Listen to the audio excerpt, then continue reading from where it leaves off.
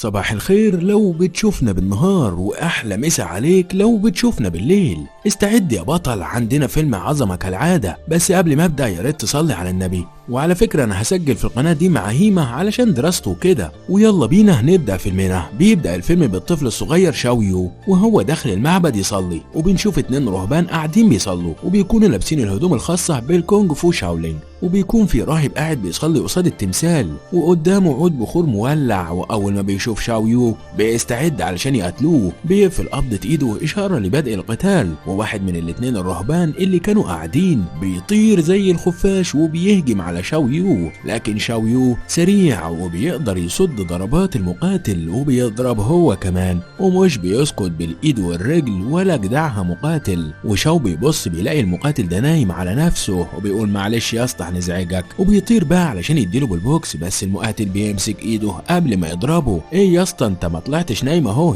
يا لئيم. وبيفضل المقاتل ده يسد في الضربات وهو قاعد في مكانه. ايه يا عم للدرجه دي مستصغر تقوم تقاتل زي الناس؟ وهوب شاو بيطير فوق دماغه وبيتواجه هو والمقاتل، بس المقاتل بيديله ضربه قويه بايده لدرجه انه بيطيره بعيد. بس شاو ناصح ما ينخافش عليه، بيسند على العمود برجله وبيرجع طيران على المقاتل، وبرجليه الاتنين بيفضل يضرب ضربات كتير جدا ورا بعض في صدر وبطن المقاتل، والمقاتل بيقع على الارض بس بيقوم بسرعه تاني. بس شاو بيلحقه ويجيب سله كبيره كانت في السقف ويلبسها في دماغ المقاتل، وبكده يكون القتال انتهى لصالح شاو. شاو بينحني كتحيه للمقاتل، والمقاتل كمان بيقدم له التحيه في احترام. وبنشوف انه لسه عود البخور ما خلصش، وده معناه انه القتال لسه شغال. بسرعه بيخطف شاو عصايه، والمقاتل التاني خصمه بيكون معاه سيفين. طيب ده عدل برضه، عصايه قصاد سيفين. رغم كل ده وشاو بالعصايه بتاعته بيقدر يقاتل المحارب اللي قصاده، وبيخليه يرمي السيف اللي في ايده، والسيف بيتلزق في عمود من الاعمده. وبكده شاو بيقدر يتغلب على رهبان الاتنين. كده مش فاضل غير المقاتل الاخير اللي قاعد قصاد التمثال. قوم يا اسطى دورك جه، هو انت نمت؟ وبنشوف المقاتل ده وهو في ايده سبحه باحجار تخينه كده قوي، بيرمي منه حجر فبيخبط في العمود وبيرجع يخبط في المرايه اللي قصاد الشباك. بيمسك شاو عصايته وبيروح ناحيه المقاتل ده علشان يضربه من ظهره، بس المقاتل بيطير بسرعه وبيلف وبيجي ورا شاو، وبيمسك شاو من هدومه وبيرميه بقوه على الارض.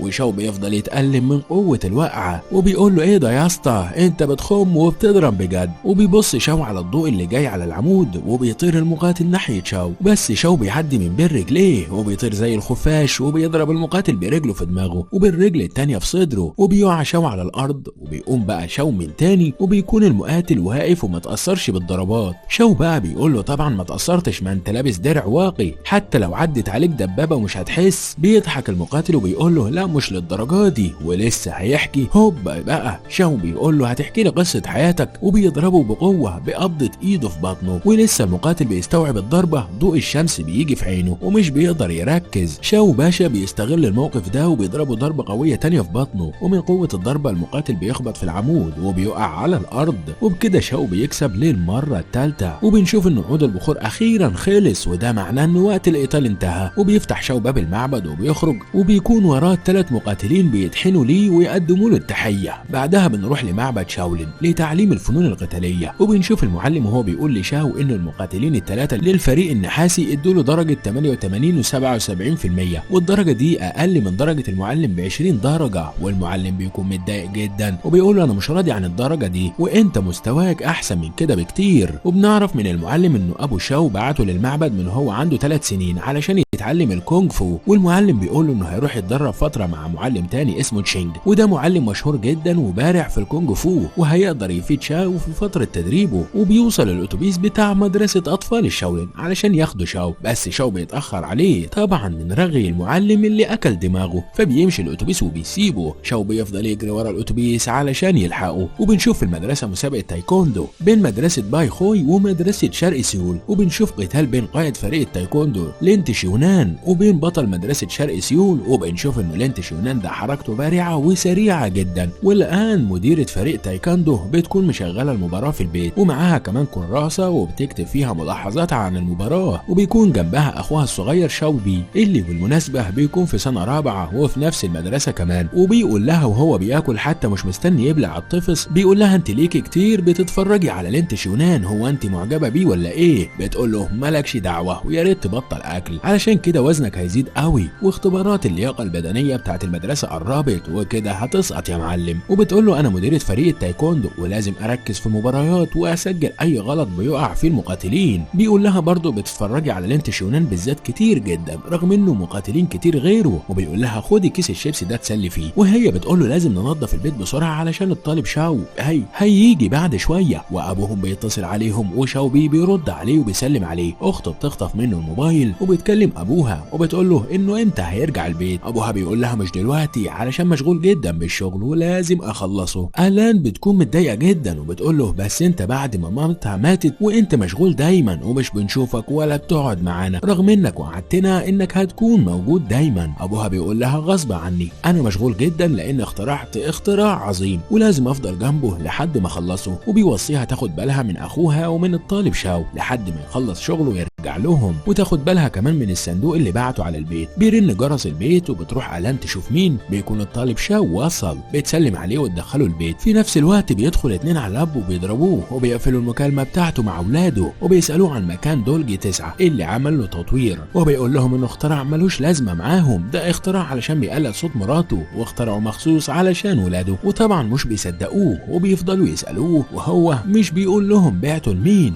ولكن هم بيراجعوا كاميرات المعمل بيعرفوا المكان اللي بعت عليه الصندوق. الان بتاخد شاو وبتدخله اوضه اخوها الصغير وتقول له انه هينام هنا على السرير ده. واتنين من العصابه بيقرروا يراقبوا بيت الاب ويدخلوه كمان. اما الولاد تروح على مدرستها وبيكون شاو بيلعب في اوضته. شاو بيكون بيخبط وبيصلي الصلوات البوذيه بصوت عالي. شاو بيقول له مش هتيجي تلعب معايا شويه. والان وهي رايحه تنام بتعدي على اوضتهم وبتسمع صوتهم وبتدخل تقول لهم الوقت اتاخر ولازم يناموا علشان المدرسه. وبترجع هي على اوضتها وتفتح الصندوق اللي بعته ابوها وبتلاقيه جوه دبدوب على شكل باندا وبيتكلم وبيقول لها اسمك ايه. فهي بتقول له الان. واول ما بتقول الان بيتحول الصوت لصوت مامتها. الان بتتاثر قوي وتقول لها وحشتيني قوي. وباللعبه بترد انها هتكون معاها دايما. وتاني يوم الصبح الان بتاخد شو واخوها بيروحوا المدرسه وطبعا العصابه بتكون مراقباهم. والان بتكون معلقه اللعبه اللي فيها صوت مامتها في شنطتها. وفي طريقهم للمدرسه بيقابلوا لينت شونان وبياخد الكراسه اللي الان كتبت فيها ملاحظاتها عن المباراه. وسط ما هم واقفين بقى واحد من العصابه بيخطف العروسه من شنطه الان من غير حتى ما تحس. وشو بيقول لها وبيجري علشان يلحقه. ولينت شونان بيوقع الراجل في الارض بالعجله بتاعته. وشو بيمسك الراجل وبيفضل يضرب فيه ضربات قويه جدا في بطنه. والراجل بيحاول يرد الضربه بس شو بيديله ضربه قويه تطيره لورا. ولينت شونان بيلحقه برجله وبينزل في ضرب. والراجل بيقول له كفايه ادي اللعبه العروسه بتاعتكم مكان من الاول.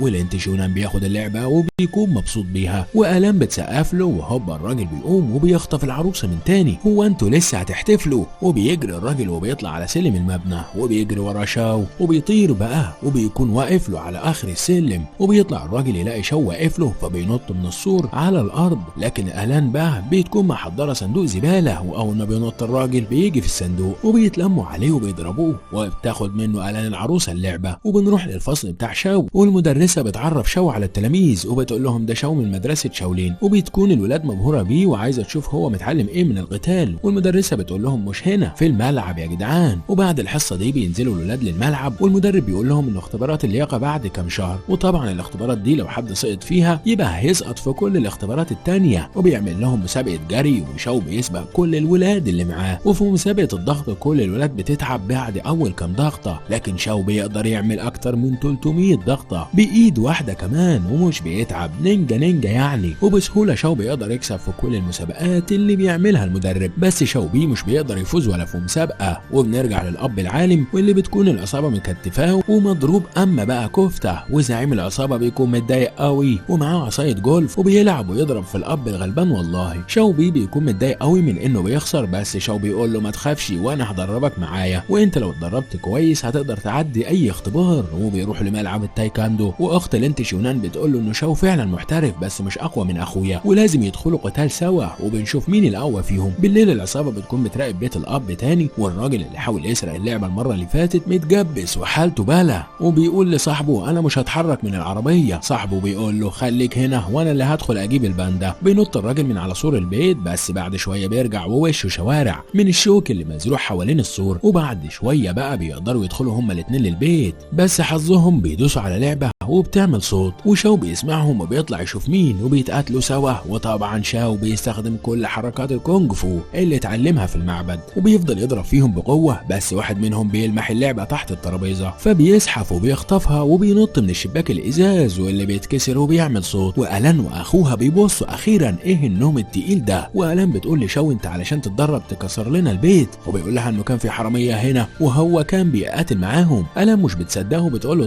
طيب تاني مرة لو شفت حرامية اتصل بالبوليس اسهل. وبيرجعوا الحرامية للزعيم بتاعهم واللي بينيمهم في الارض وبيحطوا كور الجولف في بقهم وبيقول لهم يا اغبياء ده معطر جو على شكل باندا مش الاختراع اللي انا عاوزه. وبيقول لهم بس انا هديكم فرصة اخيرة تجيبوا لي الاختراع. تاني يوم الاثنين الحرامية دول بيروحوا المدرسة وهم لابسين لبس بنات وقاعدين وسط الطلبة اللي بتتفرج على المباراة بتاعة لينت شونان، وبيكون شاو بيتفرج ومبسوط واخت لينت شونان بتاخده من ايده وبتقول له لازم تلاعب لينت شونان وتشوف مين اقوى فيكم. وبتروح تقول لاخوها واخوها بيقول لها من امتى بتقاتل مع الاطفال، وشاو بيقول له تعالى نتقاتل ونشوف مين اللي طفل. بتبدا المباراه بين لينت شونان وبين شاو وبنشوف ان الاثنين مستواهم محترف، وشاو رغم صغر سنه بيقدر يصد كل ضربات لينت شونان، وبتخلص المباراه بالتعادل بينهم هما الاثنين. وشاو بقى بيشوف الاثنين الحراميه وهم بيسرقوا الباندا من شنطه اخته وبيفضل يصرخ وبيجري شاو ولينت شونان ناحيتهم وكل اللي في المكان ناحيه الحراميه، بس الحراميه بتعمل فوضى جدا وبترمي الجوائز والكاسات عليهم، والمدرب بيصفر وبيجمع كل الطلبه وبيقدر الحراميه تهرب من المكان وبيروحوا كلهم مكتب المدير. والان بتحكي للشرطه على كل اللي حصل وتقول له ان الباندا دي لازم ترجع، والمدرسه بتقول لهم انهم كان لازم يبلغوا المدرب الاول انه في حراميه في المكان وما ينفعش هم اللي يتصدوا للحراميه ويعملوا الفوضى دي في المدرسه. وبينزلوا من المكتب بس بيلاحظوا ان شاو مش في وسطهم وبيفضلوا يدوروا عليه وبيلاقوه قاعد تحت الديسكات في الفصل مستخبي ومتضايق وحاسس بالذنب.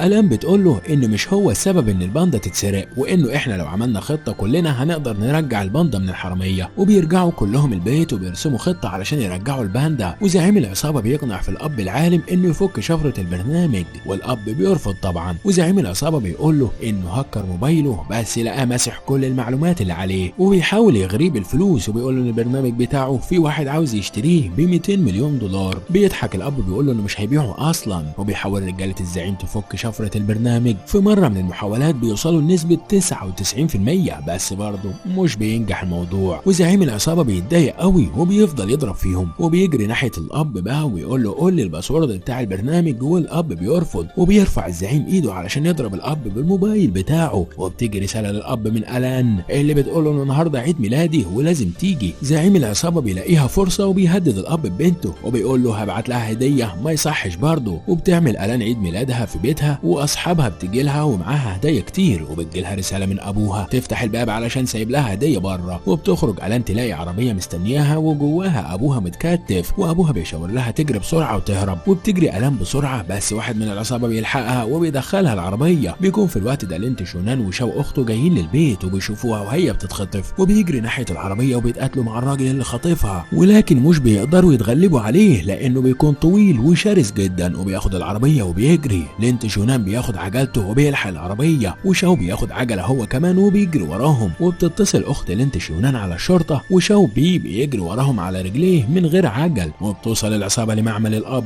وبينزلوا وهم معاهم الاب وبنته. وشاو بيقول لشاو ولينت شونان ان ده المعمل بتاع بابا، وبيقسموا نفسهم كل واحد في مكان. في المعمل بيطلب الراجل الامريكي من زعيم العصابه يسلموا البرنامج بسرعه علشان مسافر دلوقتي. ولينت شونان بيضرب واحد من رجاله الزعيم اللي واقف على الباب بتاع المعمل وبيوقعه في الارض. وشاو بيضرب الراجل التاني ضربات قويه جدا، وهوبا بيقع التاني جنب اخوه، وبكده هيقدروا يدخلوا المعمل. وشاو بيتصل بالشرطه وبيقول لهم مكان المعمل بالضبط. والان بتكون شايفه ابوها مضروب ومش بينطق كمان، وبتفضل تعيط وتنادي عليه. وسط ما هي بتنادي البرنامج بيفتح. الظاهر انه الاب كان مخلي باسورد البرنامج بصوت بنته. بيدخل شاو من شباك المعمل، وواحد من رجاله الزعيم بيطلع يشوف الحراس اللي واقف على باب المعمل وبيلاقيهم مضروبين ومغمى عليهم. ولينت شونان بيقول لشاو ادخل انت شوفهم جوه وانا هعرف اتصرف مع ده. بس للاسف الراجل ده بيكون قوي جدا وبيضرب لينت شونان جامد جدا وبيشيله وبيرميه على الارض. هو كمان شاو بيدخل يتقاتل ويضرب في رجاله الراجل الامريكي، وشاو بيلعب في اللابتوب بتاع الراجل الامريكي وبيحول الفلوس لحساب غلط غير حساب الزعيم، والزعيم مش بيلاقي الفلوس اتحولت لحسابه وبيتخانق مع الراجل الامريكي. وبيفضلوا يتقاتلوا هم كمان سوا، والاب وبنته بيستغلوا فرصه انشغالهم وبيفكوا نفسهم وبيفضلوا يضربوا في رجالة الزعيم والراجل الامريكي كمان. شاو ولينت شونان بيتقاتلوا مع الراجل الضخم وبيقدروا هما الاتنين يتغلبوا عليه. شاو بيفضل يفتكر كل الحركات اللي اتعلمها في شاولين، وبيضرب الراجل ضربة قوية جدا بدماغه وبيقع الراجل في الارض. والاب والان وشاو بيه بيجروا ورا زعيم العصابة قبل ما يهرب بالاختراع، وبيقدروا يمنعوه من الهرب، وبتوصل عربيات الشرطة وتقبض عليهم. وبنشوف شاو وهو بياخد وسام الشجاعة من المدرسة وبتكرموا المدرسة. ولحد هنا بيخلص فيلمنا. اشوفكم على الف خير المرات اللي جاية. سلام يا اخواتي.